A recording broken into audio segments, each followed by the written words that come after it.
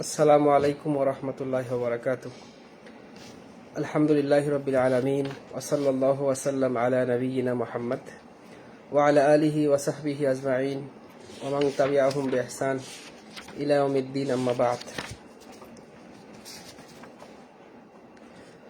আউযু বিল্লাহি মিনাশ শাইতানির রাজীম। কুল হাযিহি সাবিলি আদ'উ ইলাল্লাহ আলা বাসীরাহ আনা ওয়া মান ইত্তাবা'আনি ওয়া সুবহানাল্লাহ ওয়া মা আনা মিনাল মুশরিকিন। আলহামদুলিল্লাহ, যাবতীয় প্রশংসা আল্লাহ সুবহানাহু ওয়া তাআলার জন্য, যে আল্লাহ রাব্বুল আলামিন আমাদেরকে কিতাবুত তাওহীদের ব্যাখ্যার আজকের 21তম দার্সে উপনীত হওয়ার তৌফিক দিয়েছেন। আলহামদুলিল্লাহ, শান্তি ও দরুদ বর্ষিত হোক রাসূলুল্লাহ সাল্লাল্লাহু আলাইহি ওয়াসাল্লামের উপর। আল্লাহুম্মা সাল্লি আলা মুহাম্মদ ওয়া আলা আলি নাবিয়িনা মুহাম্মদ। সুপ্রিয় দর্শক শ্রোতাবৃন্দ, আমরা আলোচনা করছিলাম গত সপ্তাহের কিতাবুত তাওহীদের ৪র্থতম দার্সের একেবারে শুরুতে। আমরা আজকে ৪র্থ দার্সের শুরুতে ব্যাখ্যা করব যে অধ্যায়টি ৪র্থতম অধ্যায়, যেটা ইনশাআল্লাহ ৩ থেকে ৪টি ক্লাসে আমরা শেষ করতে পারবো ইনশাআল্লাহ তাআলা। তো মুসান্নিফ রাহিমাহুল্লাহ মুহাম্মদ ইবনে আব্দুল ওয়াহাব রাহিমাহুল্লাহ কিতাবুত তাওহীদের মধ্যে তিনি অধ্যায় বেঁধেছেন বাবু আদ-দুআ ইলা শাহাদাতি আল্লা ইলাহা ইল্লাল্লাহ, যেটাতে স্পষ্ট বুঝিয়েছেন যে তাওহীদের দিকে আহ্বান, কালিমা তাইয়্যিবা, কালিমা শাহাদাত, লা ইলাহা ইল্লাল্লাহ, আশহাদু আল্লা ইলাহা ইল্লাল্লাহ ওয়া আশহাদু আন্না মুহাম্মাদুর রাসূলুল্লাহ, এর দিকে আহ্বান, যেটা ইসলামের মূল মন্ত্র। যেই তাওহীদের আহ্বান, এই আহ্বানের জন্যই আল্লাহ সুবহানাহু ওয়া তাআলা এই বিশ্বকে অস্তিত্ব দিয়েছেন, সমস্ত নবী রাসূলকে পাঠিয়েছেন, যুগে যুগে আসমানি গ্রন্থসমূহ প্রেরণ করেছেন, নবী এবং রাসূলদেরকে রিসালাতের নবুয়তের দায়িত্ব দিয়ে পৃথিবীতে পাঠিয়েছেন এই তাওহীদের বাণীকে পরিপূর্ণ করার জন্যই। তো শেখ রাহিমাহুল্লাহ এখানে তিনি চমৎকার অধ্যায় নির্বাচন করেছেন আদ-দুআ ইলা শাহাদাতি আল্লা ইলাহা ইল্লাল্লাহ, তাওহীদের দিকে আহ্বান। তো ভাষ্যকার রাহিমাহুল্লাহ ব্যাখ্যা করতে গিয়ে অনেক গুরুত্বপূর্ণ বেশ কিছু কথা বলেছেন, আমরা সেখান থেকে অনুবাদ করব। শেখ রাহিমাহুল্লাহ সুলাইমান ইবনে আব্দুল্লাহ ইবনে মুহাম্মদ ইবনে আব্দুল ওয়াহাব রাহিমাহুল্লাহ তিনি বলছেন, লাম্মা বায়্যানাল মুসান্নিফ রাহিমাহুল্লাহ আল আমরুল্লাযী খুলিকাত লাহুল খালিকাহ আফাদলাহু ওয়া হুয়া তাওহীদ।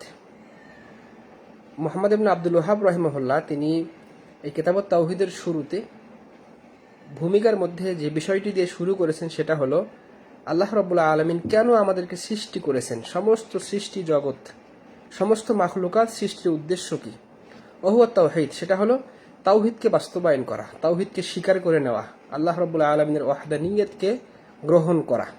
ওয়া যাকারাল খাউফা মিন দিদ্দিহি, এবং রাহিমাহুল্লাহ মুহাম্মদ ইবনে আব্দুল ওয়াহাব রাহিমাহুল্লাহ তিনি যে বিষয়টি আলোচনা করেছেন সেটা আরো কি, আল খাউফা মিন দিদ্দিহি, তাওহীদের বিপরীত, তার উপর পরিপূর্ণ ভয় রাখার জন্য, যেটা গত ক্লাসে আমরা আলোচনা করেছি। তাওহীদের বিপরীত শিরক, যেই শিরক সম্পর্কে আমাদের সবচেয়ে বেশি ভীত থাকতে হবে। কোনোভাবে যেন আমাদের কথা, কর্ম, আমলের মধ্যে, বিশ্বাসের মধ্যে শিরক প্রবেশ না করে, এটাই মুসলিম জীবনের একজন মুমিনের সবচেয়ে বড় একটা চ্যালেঞ্জিং বিষয়। তো এই জন্য ওয়াযাকারাল খাউফা মিন দিদ্দিহিল্লাযী হুয়া শিরক, আর তিনি এই কিতাবের শুরুতে যে বিষয়টি আলোকপাত করেছেন সেটা হলো সবচেয়ে বেশি ভয় করা, সেটা হলো শিরক বিষয়, যাতে করে শিরক আমাদের মধ্যে প্রবেশ না করে। কারণ যুগে যুগে অনেক উম্মতকে, অনেক জাতিকে, জনগোষ্ঠীকে, অনেক অঞ্চলের দেশের মানুষকে, অনেক প্রভাবশালী উম্মতদেরকেও আল্লাহ রাব্বুল আলামিন এই শিরকের জন্য ধ্বংস করে দিয়েছেন। শিরকের মধ্যে নিবচিত হওয়ার জন্য রাসূলুল্লাহ সাল্লাল্লাহু আলাইহি ওয়াসাল্লামের আগেও নূহ আলাইহিস সালাম, কওমে আদ, সামুদ সহ অনেক প্রভাবশালী শক্তিধর ক্ষমতাদেরকে আল্লাহ রাব্বুল আলামিন মাটির সাথে মিশিয়ে দিয়েছেন, কারণ তারা শিরকের মধ্যে নিমজ্জিত হয়েছিল।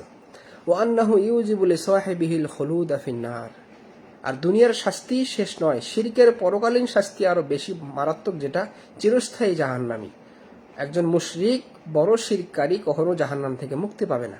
নাব্বাহা বিহাদিহি তারজামাহ আলা আন্নাহু লা ইয়ানবাগি লিমান আরাফা যালিকা আন ইয়াকতাসিরা আলা নাফসিহি কামা ইয়াদুন্নুল জুহাল।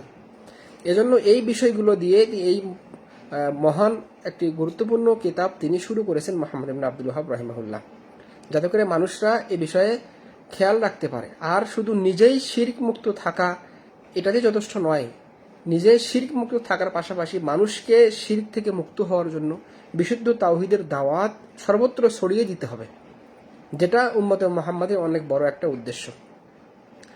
এই জন্য এ আমাল বিল হক ওয়া তুরুকান নাস,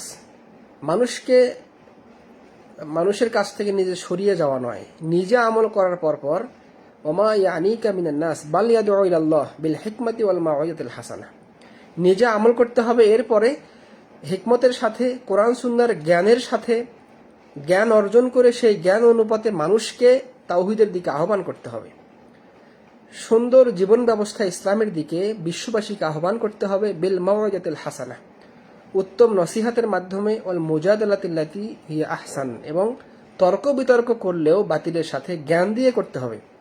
জ্ঞান ছাড়া শুধু তর্ক বিতর্কতে কোনো লাভ নেই, বরং ক্ষতি। ইসলামের পক্ষে মুশরিকদের সাথে, কাফের মুশরিকদের সাথে তর্ক বিতর্ক করার জন্য প্রথমে জ্ঞান প্রয়োজন। এজন্য যারা ইসলামের দাওয়াতি কাজ করবেন, দায়ী, তাদের প্রথমত জ্ঞান থাকতে হবে। জ্ঞান ছাড়া দাওয়াতি কাজ কখনোই স্থায়ী হবে না এবং সেটা বিশুদ্ধ হবে না।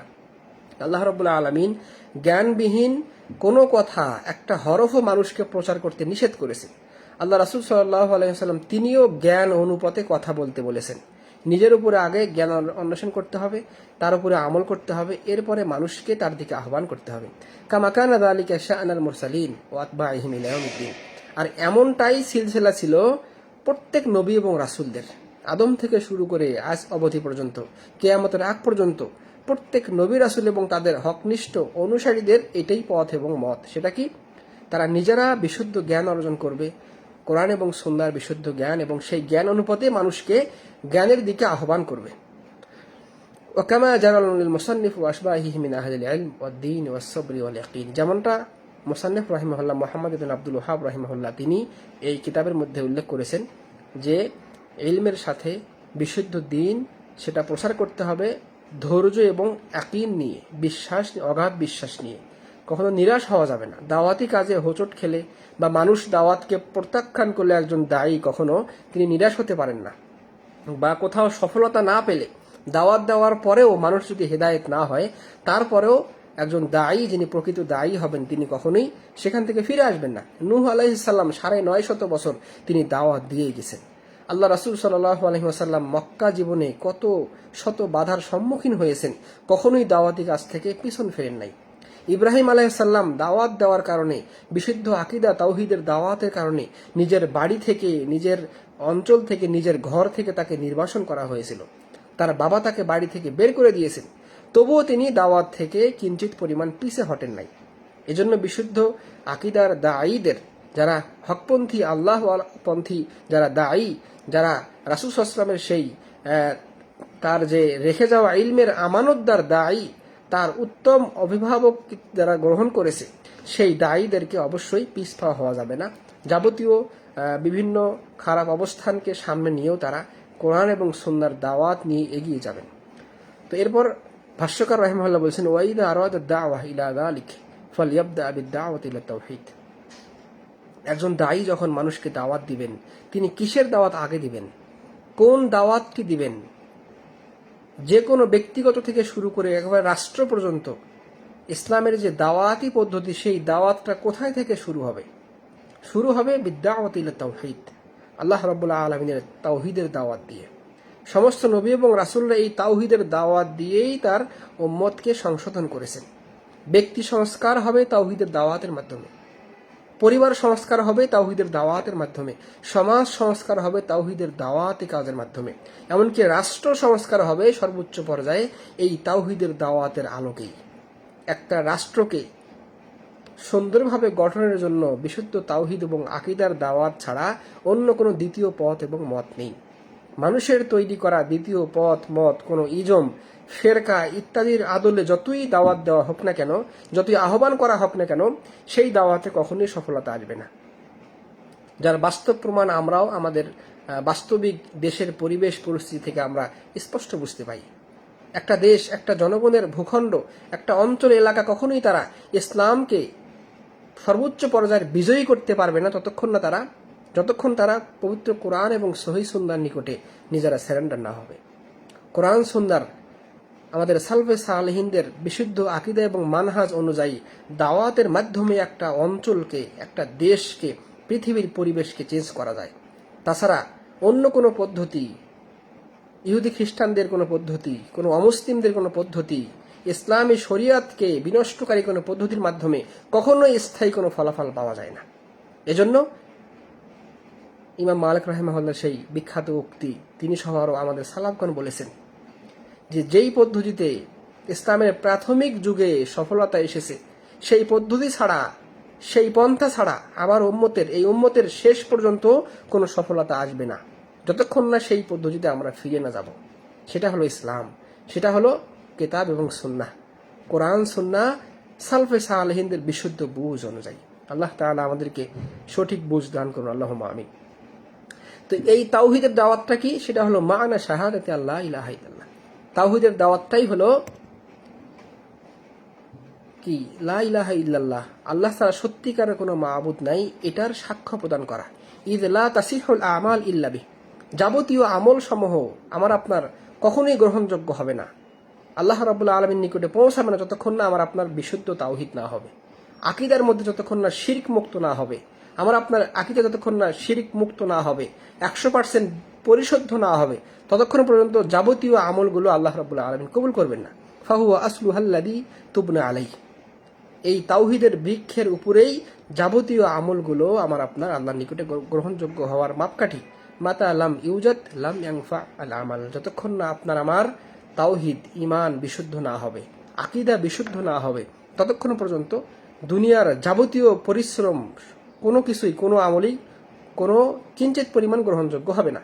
ইয লা তাসিহুল ইবাদাহ মা'আশ শিরক, কারণ শিরকের সাথে কোনো ইবাদতকে আল্লাহ রাব্বুল আলামিন গ্রহণ করেন না।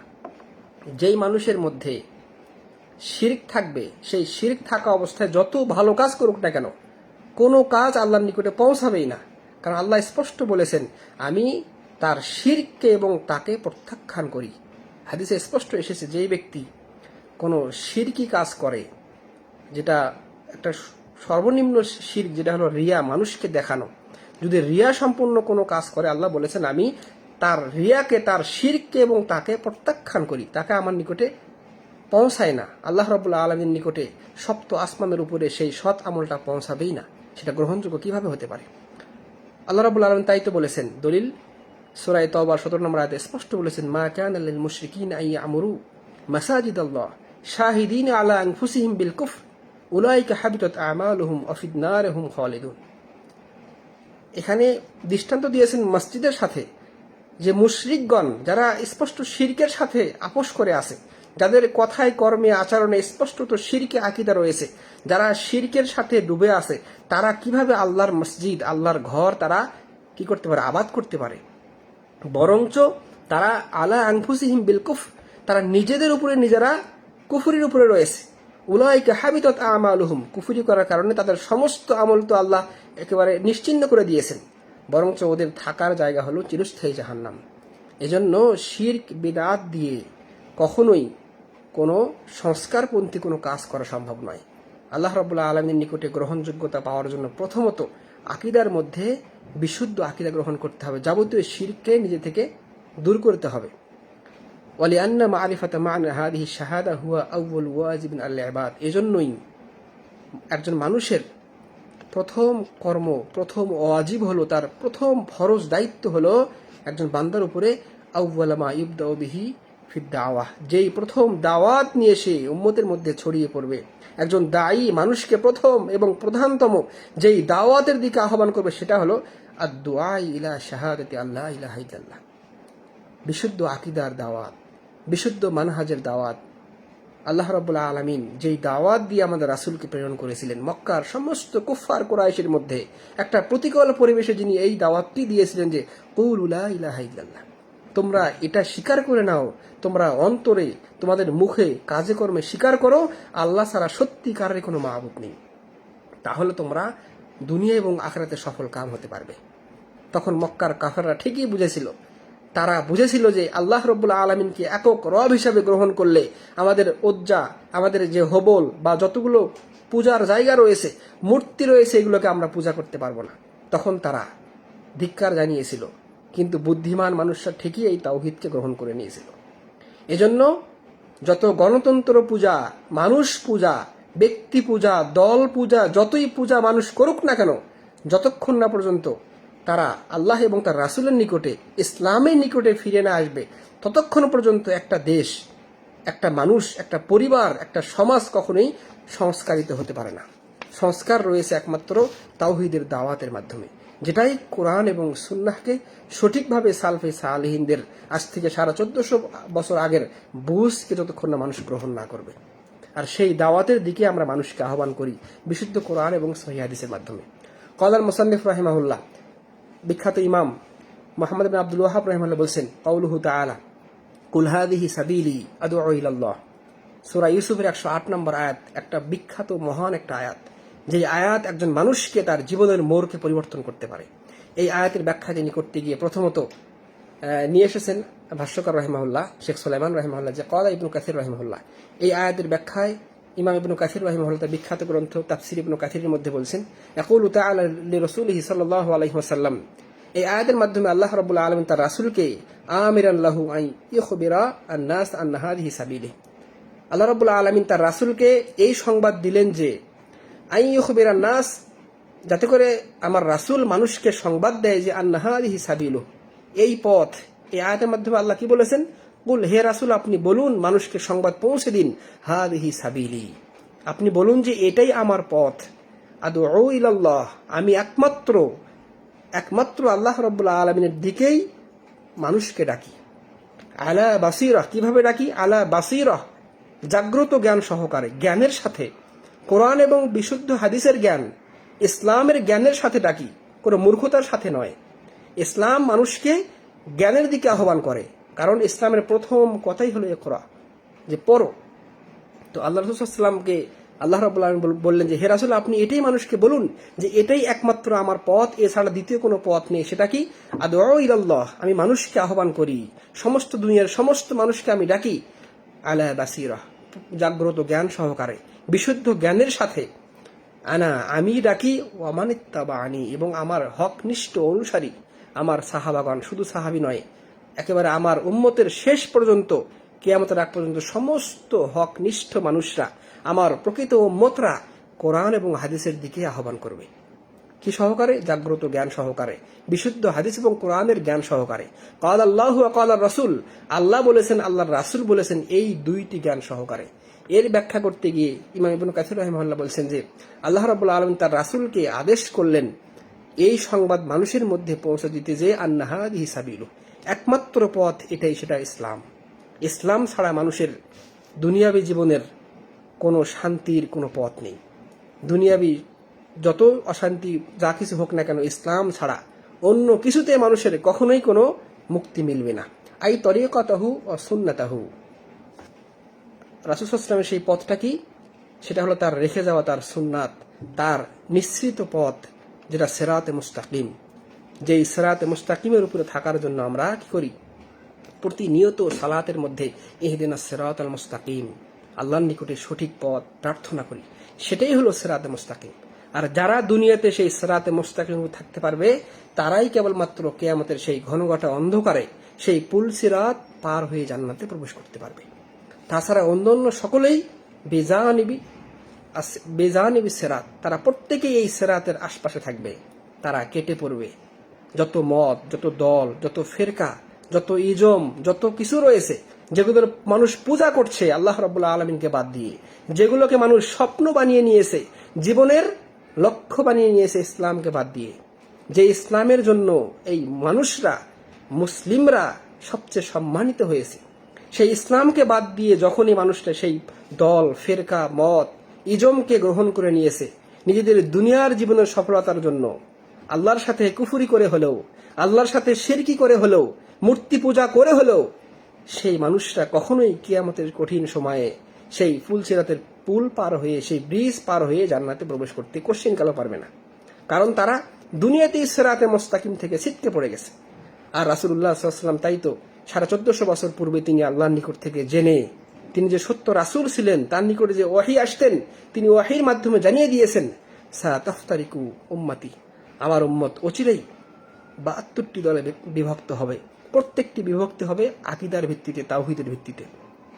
আর এই বিভক্তির জন্য প্রতিটি দল সরাসরি জাহান্নামে যাবে, ইল্লা একটি মাত্র মিল্লাত ওয়াহিদা, একটি মিল্লাত, একটি দল বাদে। যারা কারা? তখন সাহাবীগণ বললেন যে মান হুম ইয়া রাসূলুল্লাহ, তারা কারা?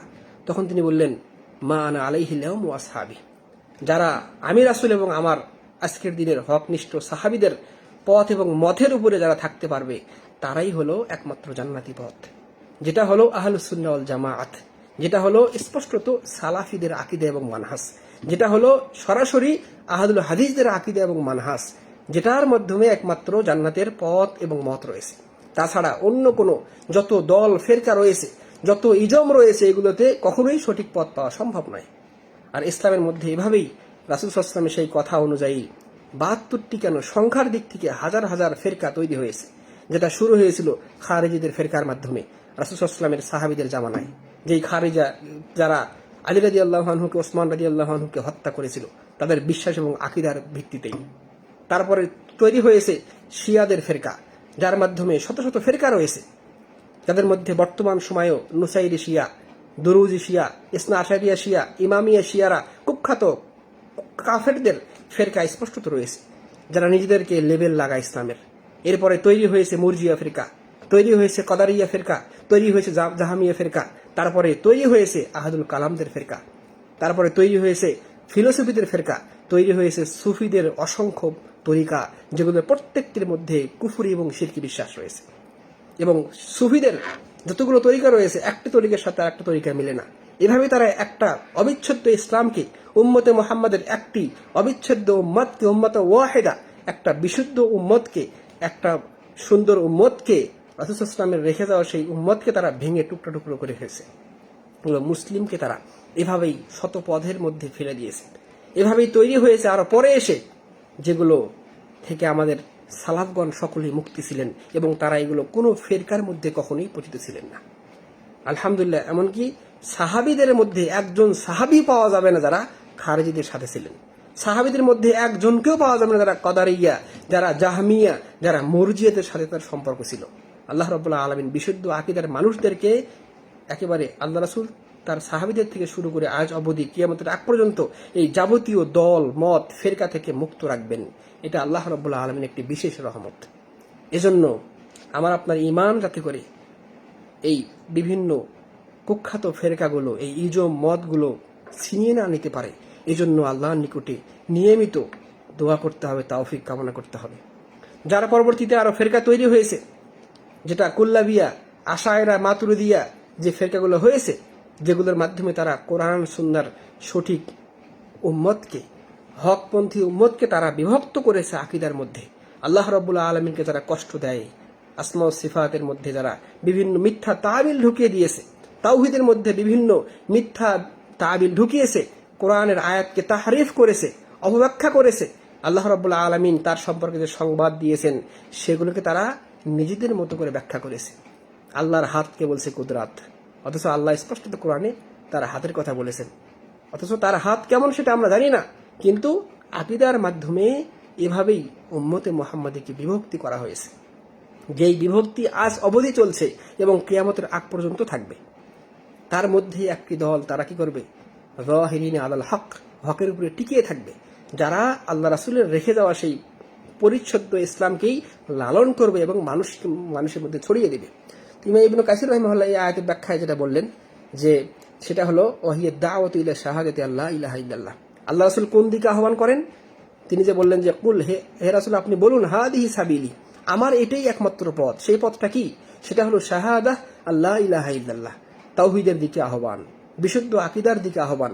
ইয়াদউ ইলাল্লাহ বিহা আলা বাসিরা, আল্লাহ রাসূল সেই পথের দিকে আহ্বান করেন, তাওহীদের দিকে আহ্বান করেন আলা বাসিরা, জ্ঞান সহকারে, সরাসরি আল্লাহ রাব্বুল আলামিনের জ্ঞান, তার পক্ষ থেকে প্রেরিত কোরআনের জ্ঞান দিয়ে এবং বিশুদ্ধ সুন্নাহর জ্ঞান দিয়ে, মিন যালিকা ওয়া ইয়াকিনিন ওয়া বুরহানিন, স্পষ্টত ইয়াকিনের সাথে, স্পষ্ট দলিলের সাথে, দলিল সহকারে, ওয়া হুয়া আকুল্লু মান ইত্তাবাহু ইয়াদউ ইলা মা দাআ ইলাইহি আর রাসূলুল্লাহ সাল্লাল্লাহু আলাইহি ওয়াসাল্লাম আলা বাসিরা। শুধু আল্লাহ রাসূল না, তারপরেও তার সাহাবীগণ, তাবেঈগণ, তাবেঈগণ সহ প্রতিটি যুগের রাসূল সাল্লাল্লাহু আলাইহি ওয়াসাল্লামের হকনিষ্ঠ সেই উম্মতগণ, তারাও কি করবেন, দাঈগণ, তারাও এভাবেই তাওহীদের দিকে মানুষকে আহ্বান করবেন আলা বাসিরা, স্পষ্টত জ্ঞান সহকারে, কোরআন সুন্নাহর জ্ঞানের সাথে আকলিয়িন শারঈ, মানুষের আকলি জ্ঞান এবং শরীয়তের জ্ঞান, কমন সেন্স, মানুষের সুস্থ বিবেক, এগুলোর মাধ্যমে, কোরআন সুন্নাহর জ্ঞানের মাধ্যমে তারা মানুষকে আহ্বান করেন। আকাউলুহু ওয়া সুবহানাল্লাহ, এই আয়াতের পরে শেষের দিকে আল্লাহ রাব্বুল আলামিন বলছেন, যখন তিনি তার রাসূলকে শিখিয়ে দিলেন কোন দিকে আহ্বান করতে হবে, সেটা হলো তাওহীদের দিকে। এরপরে মুশরিক যারা শিরকের উপর রয়েছে, যারা শিরকের মধ্যে নিয়োজিত রয়েছে, তাদের থেকে দেখুন আমাদের রাসূল কতটা তিনি ভয় করতেন। আল খাউফু মিনাশ শিরক, শিরককে কত বেশি ভয় পেতেন আল্লাহ শিখিয়ে দিলেন। হে রাসূল, আপনি বলুন ওয়া সুবহানাল্লাহি ওয়া মা আনা মিনাল মুশরিকিন, মহা পবিত্র আল্লাহ রাব্বুল আলামিনের মর্যাদা এবং সম্মান ঘোষণা করছি, আমি মুশরিকদের অন্তর্ভুক্ত নই। দেখুন, যে রাসূল তিনি সহ তার উম্মতকে মুশরিকদের থেকে মুক্ত ঘোষণা করলেন, তাহলে আমরা আজকে এসে মুসলিম হয়ে কিভাবে মুশরিকদের সাথে আমরা মিশে যাই, মুশরিকদের সাথে ঘেঁষাঘেঁষি, অন্তরঙ্গ বন্ধুত্ব এবং মুশরিকদের শিরকি কর্মকাণ্ডে আমরা কিভাবে একত্রিত হয়ে যাই।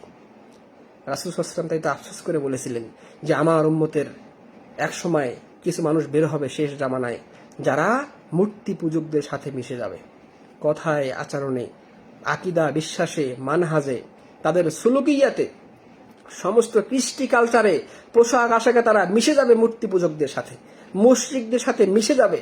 তাহলে রাসূল সাল্লাল্লাহু আলাইহি ওয়াসাল্লামের সেই আফসোস আমরা বর্তমানে দেখতে পাই। অসংখ্য মুসলিম তাদের কথা, আচরণ, বিশ্বাস, আকীদা, তাদের চারিত্রিক গুণাবলী সমস্ত কিছু মুশরিকদের মতো। তাদের সাথে আমরা কিভাবে তাহলে বিশুদ্ধ সেই আকীদার উপরে আমরা স্থির থাকতে পারবো, শিরকের সাথে এভাবে আপোষকামিতা করে? অথচ ইব্রাহিম আলাইহিস সালাম এই শিরক থেকে বিচ্ছিন্ন হওয়ার জন্যই তিনি বাড়ি থেকে বের হয়ে গিয়েছিলেন। মুসা আলাইহিস সালামকে নিজের দেশ থেকে তাড়িয়ে দেওয়া হলো তার জনগণ সহ এই শিরক থেকে মুক্ত হওয়ার জন্যই। রাসূলুল্লাহ সাল্লাল্লাহু আলাইহি ওয়াসাল্লাম তিনি মক্কা থেকে মদিনায় হিজরত করে চলে গেলেন, যেই তার এলাকা, তার মাতৃভূমি, তার স্মৃতিময় শহর, যখন তিনি মক্কা থেকে যাচ্ছিলেন তখন তিনি আল্লাহর নিকটে দোয়া করছিলেন যে হে মক্কা, আমি তোমাকে ছেড়ে যাচ্ছি, কিন্তু খুব কষ্ট হয় একমাত্র এই তাওহীদের দাওয়াতকে দেওয়ার জন্য, এই শিরক থেকে নিজেকে মুক্ত থাকার জন্যই তিনি হিজরত করে মক্কা থেকে মদিনায় চলে গেলেন। যেই হিজরত তিনি তার উম্মতের জন্য কিয়ামতের আগ পর্যন্ত বজায় রেখেছেন। যে কোনো সময় শিরক থেকে মুক্ত হওয়ার জন্য আজকেও আপনাকে আমাকে এভাবেই শিরকি কর্মকাণ্ড থেকে নিজেকে মুক্ত রাখতে হবে। পশ্চিমের দেশগুলোতে বসবাস স্থায়ীভাবে করা থেকে বিশুদ্ধ মুসলিমদেরকে সেখান থেকে হিজরত করে মুসলিম কান্ট্রিতে আসতে হবে, যার ভয়ঙ্কর কথা আল্লাহ রাব্বুল আলামিন কোরআনে বলেছেন। যারা সেই দেশগুলোতে মারা যাবে, মুসলিম তাদের ঈমানকে বিনষ্ট করে, তাদের প্রজন্মকে বিনষ্ট করে, যারা কিছুদিন পরে সেখানে তার সন্তান বা তার সন্তান তারা কি হবে, ইহুদি খ্রিস্টান হয়ে যাবে। কৃষ্টি কালচার মানুষকে পরিবর্তন করতে পারে এবং অবশ্যই পারে। মানুষের পরিবর্তন করা, মানুষের ফিতরাত বিনষ্টকারী যতগুলো বিষয় রয়েছে তার মধ্যে অন্যতম একটি বিষয় হলো মানুষের চারপাশের পরিবেশ। মানুষ যেখানে থাকে, আলমারউ মা খলিলি, মানুষ তার বন্ধুর মতোই হয়ে থাকে। মানুষ তার আশপাশের মানুষের চরিত্র, তার যে সংস্কৃতি, তার আদর্শই গ্রহণ করে থাকে। এজন্যই আল্লাহ রাব্বুল আলামিন মুসলিমদেরকে স্থায়ীভাবে অমুসলিম ইহুদি খ্রিস্টানদের দেশে, অমুসলিম মূর্তি পূজকদের দেশে স্থায়ী হওয়াতে নিষেধ করেছেন। এর মধ্যে অনেক বড় হিকমা রয়েছে, যেটা ঈমানের সাথে সরাসরি সাংঘর্ষিক বিষয়। তো আল্লাহ রাব্বুল আলামিন এখানে তার রাসূলকে শিখিয়ে দিলেন, আপনি বলুন সুবহানাল্লাহ। এর অর্থ কি? উনাজ্জিহুল্লাহ ওয়া উজিল্লু ওয়া আযদিমু আন আইয়াকুনা লাহু শারীকুন ওয়া নাদীদ। আমি আল্লাহর মহা পবিত্রতা ঘোষণা করছি, আল্লাহ রাব্বুল আলামিনকে যাবতীয় মুশরিকদের শিরক থেকে তাকে কি করছি, পবিত্র ঘোষণা করছি। ওয়া উজিল্লু ওয়া আযদিমু, আল্লাহর মহত্ব ঘোষণা করছি। আন আইয়াকুনা লাহু শারীকুন ওয়া নাদিদ, যে আল্লাহর সাথে কোনো শরিক নেই, আল্লাহর সাথে কোনো প্রার্থনাকারী নেই, আল্লাহর সাথে কোনো আহ্বানকারী নেই, ইবাদতের মধ্যে চুল পরিমাণ আল্লাহর সাথে অন্য কোনো ওসিলা, কোনো অবলম্বন, কোনো মাধ্যম নেই। অর্থাৎ আল্লাহ রাব্বুল আলামিনের তাওহীদকে একেবারে নিরঙ্কুশ তাওহীদকে গ্রহণ করা। তাবারাকা ওয়া তাআলা, পবিত্রময় বরকতময় আল্লাহ রাব্বুল আলামিন আন যালিকা উলুওয়ান কাবীরা, এই মুশরিকদের শিরকি কর্মকাণ্ড থেকে তিনি মহা অপুত পবিত্র। তো এভাবে আল্লাহ রাসূল সাল্লাল্লাহু আলাইহি ওয়াসাল্লাম তিনি দেখিয়ে দিলেন যে আমার উম্মতরা কখনোই শিরকের সাথে আপোষ করতে পারে না। আমার উম্মতরা ইসলামের দিকে আহ্বান করবে জ্ঞান সহকারে, বিশুদ্ধ জ্ঞান সহকারে তারা দাওয়াতি কাজ করবে, সমাজ সংস্কার করবে, তারা ব্যক্তিগত জীবন থেকে প্রতিটি পর্যায়ভাবে ইসলামের কথা বলবে, কিন্তু তারা এই করতে গিয়ে কখনোই তারা শিরকের সাথে আপোষ করতে পারে না। শিরকের সাথে আপোষ করলে ঈমান নামক বিষয় থেকে আমাদেরকে বের হয়ে আসতে হবে, যেটা কোনো মুসলিম কখনোই পারে না। কুলতু ফাতাবাইয়ানা ওয়াজহা আল মুতাওয়াকা। শেখ সুলাইমান রাহিমাহুল্লাহ এই আয়াতকে, এই তাফসিরকে ব্যাখ্যা করতে গিয়ে এখন তিনি এখানে ব্যাখ্যা করছেন যে ফাতাবাইয়ানা ওয়াজহু আল মুতাওয়াকাতি বাইনাল আয়াহ ওয়াত তারজামা। দেখুন, মুহাম্মদ ইবনে আব্দুল ওয়াহাব রাহিমাহুল্লাহ, যাকে অনেক মানুষ না জেনেই তাকে গালি দেয়, তাকে আপনি জানুন তিনি কে? তার মতো একজন সংস্কার পৃথিবীতে বিংশ শতাব্দীর দ্বিতীয় খুঁজে পাওয়া যাবে না, যিনি পুরা আরব বিশ্বে সংস্কার কার্যক্রম চালিয়ে, যার কবুলিয়তটা এত বেশি ছিল যে তার ওসিলায় আরব বিশ্ব, এই দেশগুলো অনেক বড় বড় শিরক থেকে মুক্ত হয়েছে। কবর পূজার শিরক, পীর পূজার শিরক সহ যত শিরক ছিল সেগুলোকে তিনি তার দাওয়াতি কাজের মাধ্যমে, তার খলুসিয়াতের মাধ্যমে তিনি বিনষ্ট করতে পেরেছিলেন। আর তিনি যে কত বড় আলেম ছিলেন তার ফিক বোঝা অনেক বড় দায়। দেখুন, তিনি যে এই বাবটি বেঁধেছেন, বাবুদ্দুআ ইলা শাহাদাতি আল্লাহ ইলাহা ইল্লাল্লাহ, এই বাবটি বেঁধে সূরা ইউসুফের 108 নম্বর আয়াত নিয়ে এসেছেন। এর মাধ্যমে অনেক সূক্ষ্ম একটি মিল রয়েছে।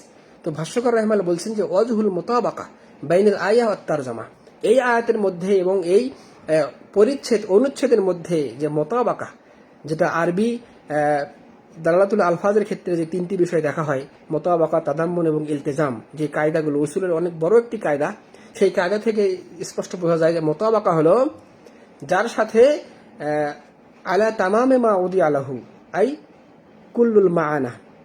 মুতাওয়াকা হলো এমন বিষয় যার মধ্যে সমস্ত কিছুই চলে আসে। তো তাওহীদের দাওয়াতের মাধ্যমে তিনি এই আয়াত যে নিয়ে এসেছেন, ফি সাবিলি হাদিহি সাবিলি, আমার পথ, রাসূল সাল্লাল্লাহু আলাইহি ওয়াসাল্লামের পথ, সেটা হলো ইসলাম, সেটা হলো তাওহীদের পথ। এর মধ্যেই কালিমা তাওহীদ সহ একজন মানুষের ব্যক্তিগত জীবন থেকে শুরু করে একেবারে রাষ্ট্রীয় জীবন পর্যন্ত সমস্ত সমাধান রয়েছে।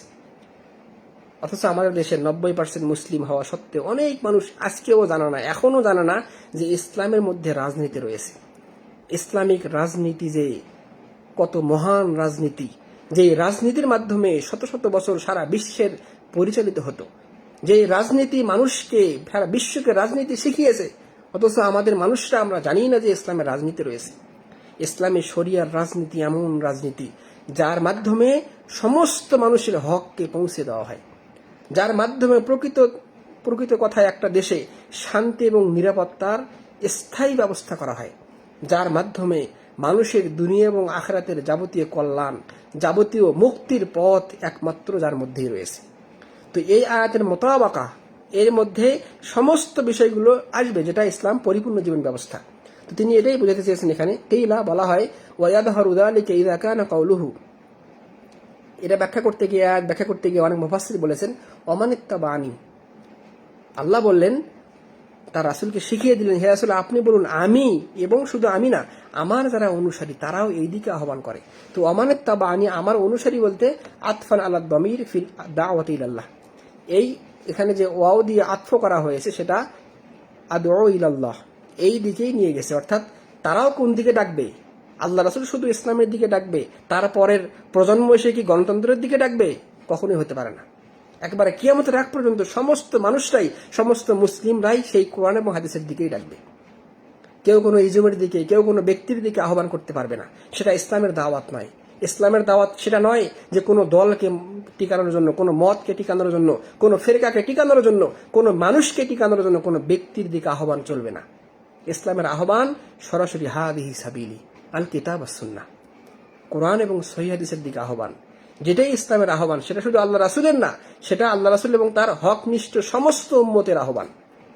কিয়ামতের আগ পর্যন্ত রাসূল সাল্লাল্লাহু আলাইহি ওয়াসাল্লামের ওয়ারিস প্রাপ্ত যারা, ইলমের ওয়ারিস পেয়ে যারা আলেম হয়েছেন, যারা এই ইসলামের গুরু দায়িত্ব পালন করে যাচ্ছেন এবং যাবেন, প্রত্যেক আলেম, প্রত্যেক দায়ীর এটাই দায়িত্ব, তারা কি করবে? আদউ ইলাল্লাহ। আল্লাহ রাসূল যেভাবে মানুষকে আহ্বান করেছিলেন আল্লাহর দিকে, কোরআন সুন্নাহর দিকে, ইসলামের দিকে, প্রত্যেক দায়ী তারাও কি করবেন? তারাও ইসলামের দিকেই সমস্ত মানুষকে আহ্বান করবেন, কোনো ব্যক্তির দিকে নয়, কোনো দলের দিকে নয়, কোনো ইজমের দিকে নয়, কোনো মতবাদের দিকে নয়। এটাই তিনি এখানে বলতে চাইলেন। তারপরে তিনি বলছেন কি, ফাহুয়া দালিলুন আলা আন্না আতবাহু হুম আদ-দুআত ইলাল্লাহি তাআলা, যেটা আমি বললাম যে আল্লাহ রাসূল এবং তার সমস্ত অনুসারীদের দাওয়াত হবে কোরআন এবং সুন্নাহর দিকে। হুম আহলুল বাসিরাহ, আর তাদের বৈশিষ্ট্য কি হবে? দায়ীদের বৈশিষ্ট্য হবে তারা আহলুল বাসিরাহ, কোরআন সুন্নাহর যথেষ্ট জ্ঞান তারা রাখবে, তাদের মধ্যে যথেষ্ট ফিক বুঝ থাকবে, তারা মাকাসিদ বুঝবে, তারা আকীদা বুঝবে, তারা আমল বুঝবে, তারা রাজনীতি বুঝবে, তারা অর্থনীতি বুঝবে। এভাবে যত পার্ট রয়েছে প্রত্যেকটি পার্টে তারা কি হবে? বিশেষজ্ঞ আলেম তৈরি হবে এবং তারা এভাবেই নিজেদের স্বার্থ অনুযায়ী, সামর্থ্য অনুযায়ী ইসলামের দিকে জ্ঞান সহকারে মানুষকে আহ্বান করবে। ফিমা জা বিহি দুনা মান আদাহুম ওয়া তাহকিকু আন্নাল আতফা ইয়াতাদাম্মানুল মানাইন ফাআতবাউহু হুম আহলুল বাসিরাহ আল্লাযীনা ইয়াদউনা ইলাল্লাহ। সর্বশেষ যেটা এখানে আতফের মাধ্যমে বলা হলো যে রাসূল সাল্লাল্লাহু আলাইহি ওয়াসাল্লামের অনুসারীগণ, তার হকনিষ্ঠ উম্মতগণ, তারাও কি হবে? আহলুল বাসিরা হবে, জ্ঞানওয়ালা হবে, কোরআন সুন্নাহর জ্ঞানওয়ালা হবে, যারা কি করবে? ইয়াদউনা ইলাল্লাহ, মানুষকে আল্লাহর দিকে আহ্বান করবে। যেটা একজন দায়ীর জন্য এই আয়াত থেকে অনেক শিক্ষা রয়েছে। সূরা ইউসুফের 108 নম্বর আয়াতের তাফসীর পড়ে দেখুন, এর বিস্তারিত ব্যাখ্যা আপনি জানুন, দেখবেন একজন দায়ী, তার যে মর্যাদা, তার যে বৈশিষ্ট্য, তার কি বিষয়গুলো তার মধ্যে থাকা দরকার, সেগুলো প্রত্যেকটি এখানে রয়েছে। অফিল আয়াহ মাসাইলু নাব্বাহা আলাইহাল মুসান্নিফ, শেখ ভাষ্যকর রাহিমাহুল্লাহ সাল্লাল্লাহু আলাইহি ওয়াসাল্লাম বলছেন যে এই আয়াতের মধ্যে আরো বেশ কিছু মাসআলা বের হয়। তার মধ্যে একটি হলো আত-তানবীহু আলাল ইখলাস। প্রত্যেক মানুষের সর্বপ্রথম এবং সর্বপ্রধান দায়িত্ব হলো ইখলাসের সাথে কর্ম করা, কথা বলা, এবং তার সমস্ত কাজ হবে ইখলাসের সাথে। ইখলাস বিনষ্ট হয়ে গেলে একজন মানুষের জীবনের সমস্ত কিছু বিনষ্ট হয়ে যাবে।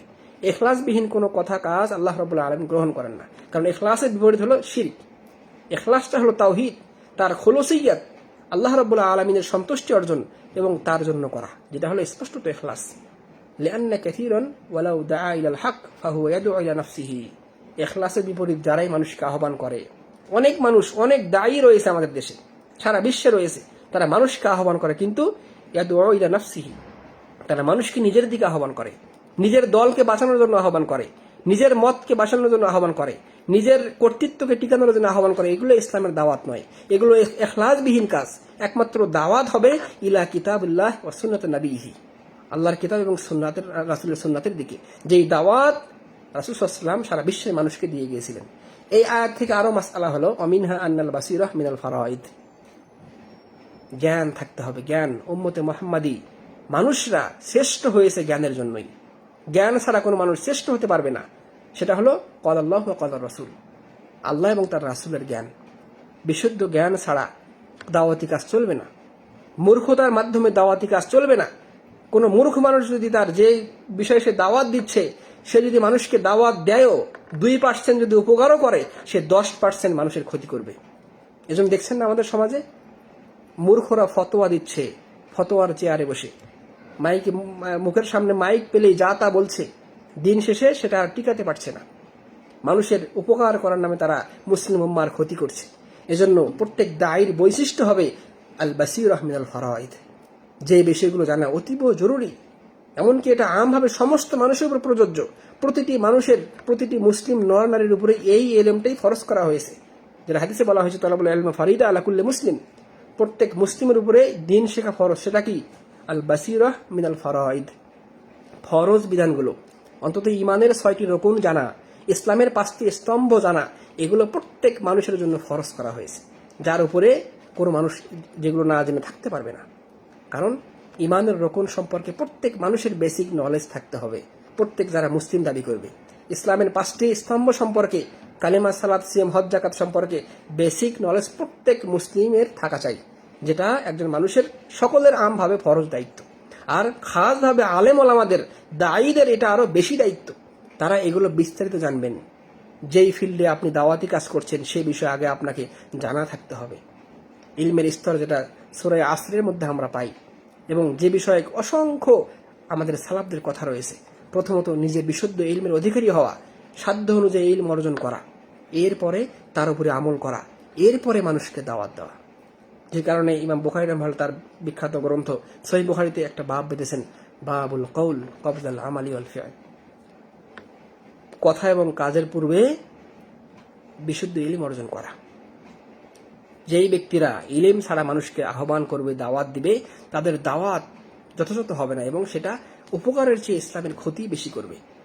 তো এরপরে তিনি বলছেন, আন্না ইত্তিবাআহু সাল্লাল্লাহু আলাইহি ওয়াসাল্লাম ওয়াজিবুন ওয়া লাইসা ইতবাআহু হাক্কান ইল্লা আহলাল বাসিরা।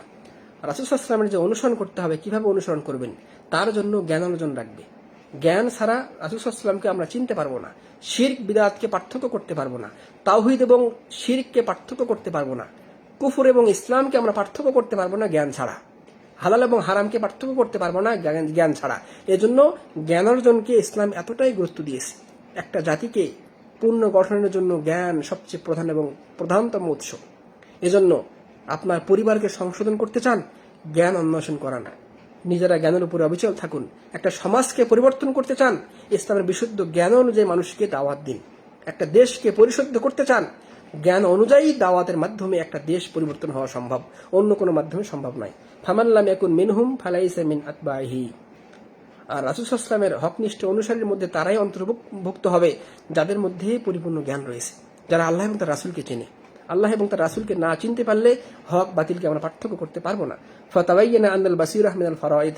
অতএব স্পষ্টত হয়ে গেল যে ইসলামের বেসিক ফরজ বিধানগুলোর বিষয়ে প্রত্যেককে বেসিক নলেজ অর্জন করতে হবে। অমিনহা মিন দালাইল হুসনিত তাওহীদ আন্নাহু তানজিহুল্লাহ। আর মানুষের যত ফরজ, সবচেয়ে বড় ফরজ হলো কি? আল্লাহর তাওহীদকে গ্রহণ করা, আল্লাহর বিশুদ্ধ তাওহীদ অনুযায়ী নিজের মধ্যে বিশুদ্ধ তাওহীদ এর শিক্ষা অর্জন করা। হুসনিত তাওহীদ, মানুষের সর্বোচ্চ তাওহীদের পর্যায় হলো আন্নাহু তানজিহুল্লাহ, আল্লাহ রাব্বুল আলামিনকে সে যাবতীয় কষ্ট দেওয়া থেকে বিরত থাকবে। সেটা কি? আনিল মাসাব্বা। যেমন মানুষরা কি করে? আল্লাহ রাব্বুল আলামিনকে গালি দেয়। আর একজন মুশরিক সে শিরক করার মাধ্যমেও আল্লাহকে গালি দেওয়ার সমপর্যায়ে নিয়ে যায়।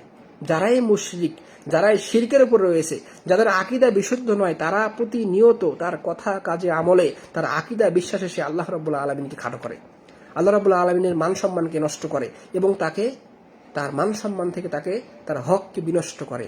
আর আল্লাহ রাব্বুল আলামিনের হক সেটা হলো তাওহীদ। আল্লাহ রাব্বুল আলামিন মানুষের সাথে চুক্তি করেছেন যে ব্যক্তি তার তাওহীদকে বিশুদ্ধ করবে, তার জন্যই তাকে একনিষ্ঠতার অনুযায়ী যে ব্যক্তি ইখলাসের সাথে আল্লাহর জন্য একমাত্র ইবাদতকে সাব্যস্ত করবে, আল্লাহর পক্ষ থেকে চুক্তি হলো সেই ব্যক্তিকে, সেই বান্দাকে আল্লাহ রাব্বুল আলামিন শাস্তি দিবেন না, তাকে সরাসরি জান্নাতে প্রবেশ করাবেন। এটাই বিশুদ্ধ আকীদা এবং মানহাজ, যেটা আমরা এজন্যই এত বেশি বলি। আল্লাহ রাব্বুল আলামিন সেই চুক্তিকে পরিপূর্ণ করতে গেলে অবশ্যই আপনার আকীদাকে বিশুদ্ধ করতে হবে, তাওহীদে পরিপূর্ণ হতে হবে, যাবতীয় শিরক থেকে মুক্ত ঘোষণা করতে হবে এবং যারা মুশরিক তাদের থেকে সম্পর্ক ছিন্ন ঘোষণা করতে হবে। তাহলে আল্লাহ রাব্বুল আলামিনকে মর্যাদাগতভাবে তার যে মর্যাদা সেটা দিতে আমরা সক্ষম হব। অমিনহা, এর মধ্যে আরো মাসআলা হলো এই আয়াত থেকে, সূরা ইউসুফের 108 নম্বর আয়াত থেকে, আন্না মিন কুবহি শিরক কাউনুহু মাসাব্বাতান লিল্লাহ।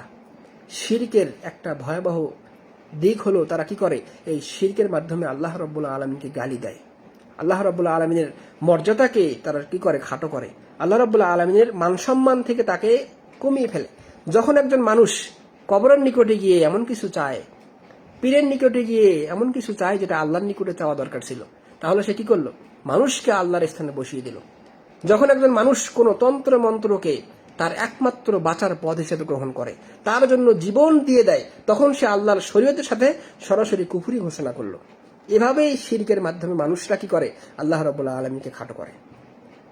যখন একজন মানুষ তার তাবিজের উপরে এতটাই নির্ভরশীল হলো যে এই তাবিজ ছিঁড়ে ফেললে সে ব্যক্তি মারা যাবে, সে এই হবে, সেই ক্ষতি হবে, তাহলে সে কি করলো? আল্লাহর উপরে জুলুম করলো। আর এজন্যই পৃথিবীতে সবচেয়ে মহা জুলুম হলো শিরক করা। যত অত্যাচার রয়েছে, যত জুলুম রয়েছে, সবচেয়ে শ্রেষ্ঠ জুলুম হলো আল্লাহর সাথে শিরক করা। এর জন্য আল্লাহ রাব্বুল আলামিন কোনো মুশরিককে ক্ষমা করবেন না। যারা জুলুম করারত অবস্থায় জুলুমের পাপ থেকে, শিরকি পাপ থেকে ক্ষমা না চেয়ে পৃথিবী থেকে বিদায় হবে, আল্লাহ রাব্বুল আলামিন স্পষ্ট ঘোষণা দিয়েছেন। অন্য কোনো পাপের জন্য এভাবে ঘোষণা তিনি দেন নাই। তিনি সারা দুনিয়ার সমস্ত মানুষকে ক্ষমা করতে পারেন, তাহতাল মাশিয়া, তার এখতিয়ার থাকবে, কিন্তু মুশরিককে তিনি ক্ষমা করবেন না। এবং মুশরিকের জন্য চিরস্থায়ী জাহান্নাম দিয়েছেন। কেন? তারা শিরকের মাধ্যমে আল্লাহ রাব্বুল আলামিনকে খাটো করে, শিরকি কাজের মাধ্যমে, শিরকি কথার মাধ্যমে, শিরকি আকীদার মাধ্যমে, শিরকি বিশ্বাসের মাধ্যমে তারা কি করে? আল্লাহ রাব্বুল আলামিনের মান সম্মানকে তারা খাটো করে ফেলে। এমনকি আল্লাহকে গালি দেওয়া যে মহা অপরাধ, এই শিরকের মাধ্যমে তারা আল্লাহকে গালি দেয়। নাউযুবিল্লাহ মিন যালিক। ওয়া মিনহা, এর মধ্যে আরো মাসআলা হলো ইবআদুল মুসলিম আনিল মুশরিকিন লা ইয়াসিরু মাআহুম ওয়ালাউ লাম ইশরিক। অনেক চমৎকার একটি মূলনীতি শেখ রাহিমাহুল্লাহ বললেন। এই আয়াতের থেকে আরো একটা স্পষ্টত মাসআলা হলো কি, ইবআদুল মুসলিম, একজন মুসলিম যে নিজেকে মুসলিম দাবি করে, আনিল মুশরিকিন, সে সমস্ত মুশরিক থেকে দূরে থাকবে। লা ইয়াসিরু মাআহুম, তাদের সাথে তার কোনো সম্পর্ক থাকবে না, অন্তরঙ্গ সম্পর্ক থাকবে না, কোনো ঘেঁষাঘেঁষি থাকবে না। মুশরিকদের সাথে, কাফেরদের সাথে, মোনাফিকদের, যারা বিশ্বাসগত মোনাফিক, তাদের সাথে কোনো মুসলিমের কোনো সম্পর্ক থাকবে না। ওয়ালাউলাম ইশরিক, বাহ্যিকগতভাবে যদি মনেও হয় যে ওই ব্যক্তি, এই মুশরিক, এই অমুসলিম, সে শিরকি কাজে লিপ্ত নেই, এমন মুশরিকদের সাথেও তার কোনো ঘেঁষাঘেঁষি অন্তরঙ্গ সম্পর্ক চলবে না। যেটা স্পষ্টত ইসলাম ঈমান বিনষ্ট হওয়ার একটা কারণ। তার মধ্যে কি? সেটা হলো অমুসলিমদের সাথে, মুশরিক কাফেরদের সাথে অন্তরঙ্গ সম্পর্ক তৈরি করা, যেটা ইসলাম বিনষ্ট হয়ে যাওয়ার একটা কারণ। দেখুন, এই পরিবেশের সাথে আমাদের সামাজিক অবস্থা একটি মিলান্ত স্পষ্ট দেখতে পাবেন। আল্লাহ রাব্বুল আলামিন কেন আমাদের উপর এতটা ক্রোধান্বিত? আমাদের দেশ, আমাদের সমাজে সঠিক সুস্থ সংস্কৃতি বা আমাদের যে শান্তি নিরাপত্তা কেন আল্লাহর পক্ষ থেকে আসে না? যেখানে মানুষরা শিরক, যেখানে মানুষরা কুফরি এগুলো বোঝে না, যাদের ওঠা বসা সবসময় কুফরির সাথে, কুফফারকে তারা প্রশংসায় ব্যস্ত রয়েছে, কুফফারের পেছনে সবসময় ছুটছে, এমনকি ইসলামের চেয়েও কুফরি তন্ত্র মন্ত্রকে তারা কি করেছে? নিজেদের বুকের মধ্যে আগলে নিয়েছে। ফরজ বিধানের কোনো খোঁজ খবর নেই, আসন্ন রামাদান মাস তার কোনো খোঁজ খবর নেই, এভাবে কত শত ফরজ বিধান চলে যাচ্ছে, কোনো খোঁজ খবর নেই। তারা কুফরি তন্ত্রমন্ত্র, কুফরি বিশ্বাস, কাফেরদের সাথে তারা এভাবে তারা কি করেছে? নিজেদেরকে উৎসর্গ করে দিচ্ছে। এমনকি অনেক মানুষ নিজের জীবন পর্যন্ত দিতে বাজি রয়েছে এই কুফরি মতবাদকে টিকানোর জন্য। নাউযুবিল্লাহ মিন যালিক। এই সম্পর্ক যেটা স্পষ্টত ইসলামের বিধান, আল ওয়ালা ওয়াল বারা, যেটা ইমানের অনেক বড় একটা মূলনীতি, আল ওয়ালা ওয়াল বারা সম্পর্কে, বন্ধুত্ব সম্পর্ক হবে কার সাথে, সম্পর্ক ছিন্ন হবে কার সাথে, যেটা ইমানের ভিত্তিতে অনেক অসংখ্য আমাদের মানুষরা জানে না। এর জন্য ব্যর্থতা আমাদেরও রয়েছে। আমাদের আলেম সমাজ, আমাদের দায়ীরা এগুলো বিষয়ে মানুষের নিকটে হক প্রচার করে না, এবং সাধারণ মানুষের সমস্যা হলো তারা ইসলাম সম্পর্কে ন্যূনতম জ্ঞান অর্জন করে না। একজন মানুষের মধ্যে যদি ফরজে আইন, যেটা ইসলামের বেসিক শেখা ফরজ, সেই জ্ঞান থাকতো, তাহলে অবশ্যই সে আল ওয়ালা ওয়াল বারা থাকতো। কিন্তু হ্যাঁ, যদি মানুষরা দুনিয়ার স্বার্থে, যেমন ব্যবসা বাণিজ্য বা যেগুলো আমাদের চারপাশের যে মুআমালাত রয়েছে, সেই কাজগুলো আল ওয়ালা এবং বারার মধ্যে পড়ে না। আল্লাহ রাসূল সাল্লাল্লাহু আলাইহি ওয়াসাল্লাম তিনিও ইহুদি খ্রিস্টানদের সাথে ব্যবসা বাণিজ্য করতেন, তার বিভিন্ন যুদ্ধের অস্ত্র তাদের থেকে বন্ধক নিতেন, তার নিকটে বন্ধক রাখতেন, যেটা পারিপার্শ্বিক অবস্থা। কিন্তু ধর্মের ক্ষেত্রে, ঈমান এবং আকীদার ক্ষেত্রে ইসলামের সাথে তাদের সাথে কোনো সম্পর্ক হওয়া যাবে না, যেটা স্পষ্ট তিনি এখানে বলেছেন। ইবআদুল মুসলিম আনিল মুশরিকিন, একজন মুসলিম সবসময় মুশরিকদের থেকে দূরে থাকবে। লা ইয়াসিরু মাআহুম, তাদের সাথে সে ঘেঁষাঘেঁষি করবে না, অন্তরঙ্গ মিল করবে না। ওয়ালাউ লাম ইশরিক, সেই মুশরিক যদি সরাসরি বাহ্যিকভাবে কোনো শিরকি কাজে জড়িত নাও থাকে, তাহলে একজন মুসলিম কিভাবে মূর্তি পূজকের সেই মূর্তির জায়গায় যেতে পারে? কিভাবে সেখানে সে দান করতে পারে? মূর্তি পূজার কাজে কিভাবে সে সেখানে গিয়ে উল্লাস করতে পারে? একজন হিন্দুর পূজায় গিয়ে, যেখানে সবচেয়ে শিরকে আকবার হয়, যেখানে আল্লাহ রাব্বুল আলামিনকে গালি দেওয়া হচ্ছে, আল্লাহ রাব্বুল আলামিনকে অপমানিত করা হচ্ছে, সেই মূর্তি পূজকের সেই একেবারে জাহান্নামী পরিবেশের মধ্যে কিভাবে গিয়ে, কুফরির মধ্যে কিভাবে একজন মুসলিম গিয়ে সে বীর দর্পে আলহামদুলিল্লাহ বলতে পারে? এটা আমাদের মুসলিমদের আকীদা এবং আমাদের অবস্থা। নাসআলুল্লাহ সালামাত ওয়াল আফিয়া। এজন্য আল্লাহ রাব্বুল আলামিন এখানে বললেন ওয়াকুল্লু হাযিহি সালাসি কওলিহি, এই এতক্ষণ যে মাসআলাগুলো আমরা বললাম এগুলো প্রত্যেকটাই এই আয়াতের আদলে আল্লাহ তার রাসূলকে শিখিয়ে দিলেন। রাসূল আপনি বলুন ও সুবহানাল্লাহ, আল্লাহ মহা পবিত্র। আল্লাহ রাব্বুল আলামিন এগুলো যাবতীয় শিরকি কর্মকাণ্ড, কুফরি কর্মকাণ্ড থেকে মহা পবিত্র। ওমা আনা মিনাল মুশরিকিন, এবং আমি মুহাম্মদ এই মুশরিকদের যাবতীয় কর্মকাণ্ড থেকে মুক্ত। যেভাবে আমাদের ইব্রাহিম আলাইহিস সালাম তিনিও ঘোষণা দিয়েছিলেন আমি মুশরিকদের সাথে নেই, দুনিয়ার অল্প কিছু স্বার্থের জন্য আমার আপনার ঈমানকে বিনষ্ট করিয়েন না। আর কখনো মুশরিকগণ আমার আপনার অন্তরঙ্গ বন্ধু তারা হবে না। আল্লাহ স্পষ্ট কোরআনে বলেছেন যে ইহুদিগণ এবং মূর্তি পূজকগণ কখনোই তোমাদের অন্তরঙ্গ বন্ধু হবে না। ইহুদি খ্রিস্টানরা, মূর্তি পূজকরা তারা ইসলামের বিপক্ষে, তারা কখনোই আল্লাহর আপনার আকীদার সাথে তারা একমত হবে না। যতই আপনি তার জন্য যা কিছু করুন না কেন, নিজের জীবন কুরবানি করুন, তাও দেখবেন কোনো মুশরিক, কোনো কাফের মুশরিক তারা মুসলিমদের অন্তরঙ্গ বন্ধু কখনোই হবে না। কিন্তু আমরা বোকা মুসলিম, অল্প কিছু স্বার্থ পাওয়ার জন্য আমাদের ঈমান পর্যন্ত আমরা বিনষ্ট করতে যাই। নাউযুবিল্লাহ মিন যালিক। কাউলুহু সাল্লাল্লাহু আলাইহি ওয়াসাল্লাম লাম্মা বাআসা মুআদান ইলাল ইয়ামান। এরপরে মুসান্নিফ রাহিমাহুল্লাহ মুহাম্মদ ইবনে আব্দুল ওয়াহাব রাহিমাহুল্লাহ তিনি সেই বিখ্যাত হাদিস, যার মধ্যে অনেক ফিক রয়েছে, যার মধ্যে একজন দায়ীর অনেক বৈশিষ্ট্য রয়েছে, যার মধ্যে বর্ণিত হয়েছে একটা ভূখণ্ডে কিভাবে ইসলামের বিজয় নিয়ে আসা যায়, যার মধ্যে অনেক ফিক রয়েছে যে একজন দায়ীর দাওয়াতি কাজ কিভাবে শুরু হবে, একটা সমাজ সংস্কার কিভাবে হবে, একটা রাষ্ট্র সংস্কার কিভাবে হবে, একটা রাষ্ট্রে কিভাবে ইসলামী শাসনতন্ত্র, ইসলামের আইন কানুন বাস্তবায়ন করা হবে, একটা রাষ্ট্র কিভাবে শান্তি এবং নিরাপত্তা পাবে, এই ছোট্ট একটি হাদিসের মধ্যে এসেছে। যারা আমরা শুরু করবো যে হাদিস থেকে, লাম্মা বাআসা মুআদান ইলাল ইয়ামান, রাসূলুল্লাহ সাল্লাল্লাহু আলাইহি ওয়াসাল্লাম যখন তার প্রখ্যাত সাহাবী মুআদ রাদিয়াল্লাহু আনহুকে ইয়ামানে পাঠাচ্ছিলেন, ক্বাল আল হাফিজ রাহিমাহুল্লাহ ইবনে হাজার আসকালানি রাহিমাহুল্লাহ বলছেন যে কানা বাআসু মুআদান ইলাল ইয়ামান সানা 10 ক্বাবলা আল হজ্জ নবী সাল্লাল্লাহু আলাইহি ওয়াসাল্লাম। আরো বিভিন্ন রিওয়ায়াতে এসেছে তাকে 10ম হিজরিতে, নবুয়তের 10ম হিজরিতে অথবা 8ম হিজরিতে অথবা 9ম হিজরির শেষের দিকে তাকে মুআদ রাদিয়াল্লাহু আনহুকে কি করেছিলেন, তাকে দায়িত্ব দিয়ে গভর্নর করে ইয়ামেন নামক দেশে পাঠিয়েছিলেন, যেটা সৌদি আরবের পাশের একটা দেশ, যেখানে সে সময় ইহুদি এবং খ্রিস্টানরা ছিল। তাদেরকে ইসলামের দিকে দাওয়াত দেওয়ার জন্য, সেই এলাকায় সংস্কার করার জন্য, সেই এলাকাটা মুসলিমদের জন্য করায়ত্ত করার জন্য এবং সেই এলাকার মানুষকে ইসলামের দাওয়াত দেওয়ার জন্য আল্লাহ রাব্বুল আলামিনের রাসূল তার প্রখ্যাত একজন অনেক বিজ্ঞ একজন সাহাবী, একজন শিক্ষিত এবং একজন কোরআন এবং সুন্নাহর জ্ঞানওয়ালা একজন প্রজ্ঞা দায়ীকে প্রেরণ করলেন। ওয়াখতুলিফা হাল কানা মুআদ ওয়ালিয়ান আও কাদিয়ান। দুইটি রিওয়ায়াত পাওয়া যায় যে তাকে মুআদ রাদিয়াল্লাহু আনহুকে গভর্নর অথবা কাজী দায়িত্ব দিয়ে তাকে প্রেরণ করলেন। অতএব স্পষ্ট বোঝা যায় যে মুআদ রাদিয়াল্লাহু আনহু সেই দায়িত্ব পেয়েছিলেন ইয়ামেনের গভর্নর এবং কাজীর দায়িত্ব। তখন তাকে রাসূল সাল্লাল্লাহু আলাইহি ওয়াসাল্লাম একটা নসিহত করেছিলেন, যে নসিহতটি এই হাদিসের মধ্যে স্পষ্টত এসেছে, যারা সহিহ বুখারী মুসলিমে বর্ণিত হয়েছে। রাসূল সাল্লাল্লাহু আলাইহি ওয়াসাল্লাম তাকে বললেন, ইন্নাকা তা'তি কওমান মিন আহলিল কিতাব, হে মুআজ, তোমাকে আমি এমন একটা দেশে প্রেরণ করছি যেখানে মানুষটা হলো আহলে কিতাব, যারা ইহুদি এবং খ্রিস্টান।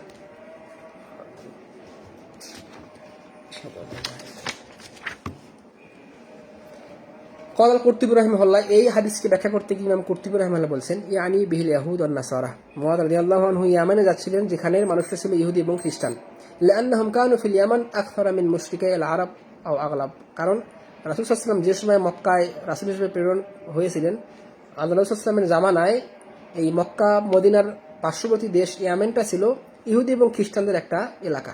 ওয়া ইন্নামা নাব্বাহু আলা হাদা লিয়াত্তাহিয়া লিমুনাদারাতিহিম ওয়া ইয়াইদ্দু আল আদিল্লাহ লিইমতিহানিহিম, যাতে করে ইহুদি খ্রিস্টানরা কিন্তু বোকা জাতি নয়, তারা বিশেষ করে ইহুদিরা তারা মানুষকে বিভিন্ন ধরনের প্রশ্ন করবে, তারা ইসলামকে ঠকানোর জন্য অনেক প্রশ্ন, বিভিন্ন মোনাজারা, বিভিন্ন ডিবেট করতে পারে বা তাকে বিভিন্ন কিছু করতে পারে, বলতে পারে। এই জন্য মুআদ রাদিয়াল্লাহু আনহুকে রাসূল সাল্লাল্লাহু আলাইহি ওয়াসাল্লাম পরিপূর্ণ জ্ঞান শিখিয়ে দিলেন এবং তাকে নসিহত করলেন যে তুমি এই এই বিষয়গুলো খেয়াল রাখবে। তো কিভাবে? লিআন্নাহুম আহলা ইলমিন সাবিক, কারণ তাদের নিকটে তাওরাত এবং ইনজিলের জ্ঞান রয়েছে।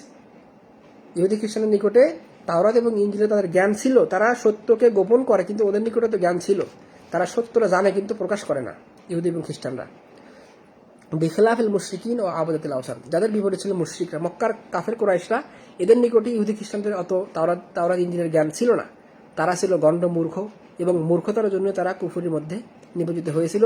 তাদের বাপ দাদা যেটা করেছে তারা দেখে দেখে সেটাই করত। কিন্তু ইয়ামানের ইহুদি খ্রিস্টানরা তারা কিন্তু এমন নয়, তারা ছিল চৌকুশ, তারা ছিল জ্ঞানীগুণী মানুষ।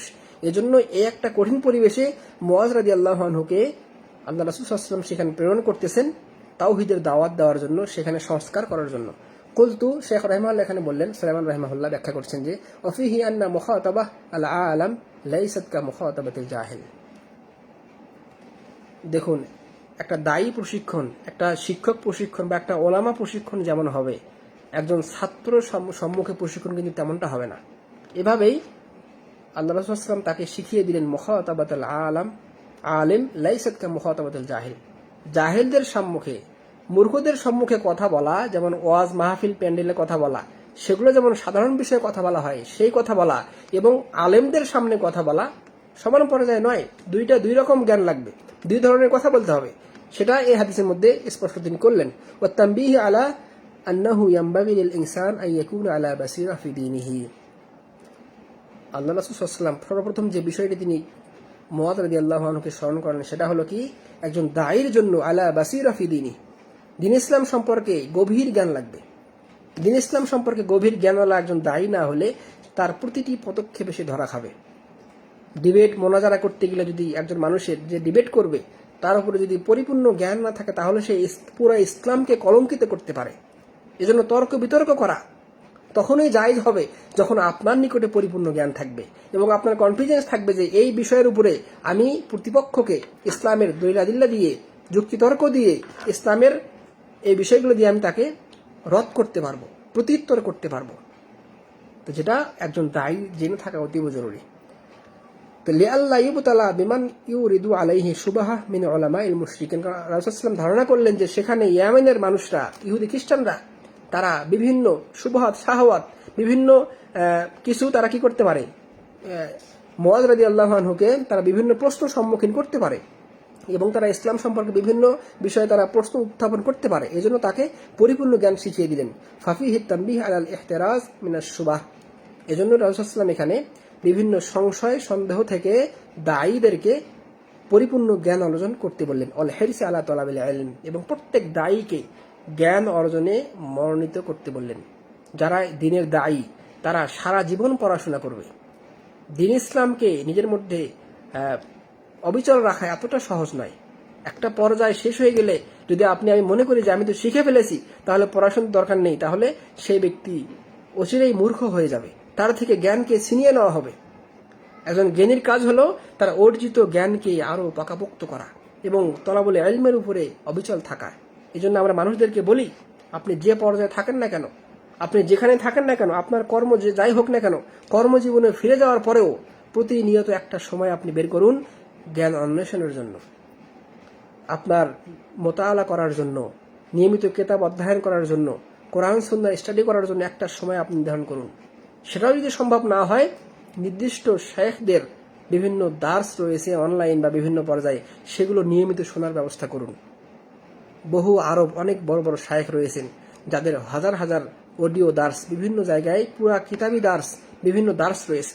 প্রতিটি তলেবে ইলমের উচিত সেগুলো থেকে ইস্তেফাদা গ্রহণ করা। যেমন মদিনার অনেক বড় আলেম শেখ সুলাইমান রুহাইলী হাফিজাহুল্লাহ, তার যে ইলমের প্রখরতা, যেটা সারা বিশ্ব বেশি জানে, প্রত্যেকটি তলেবে ইলম তার খবর রাখে।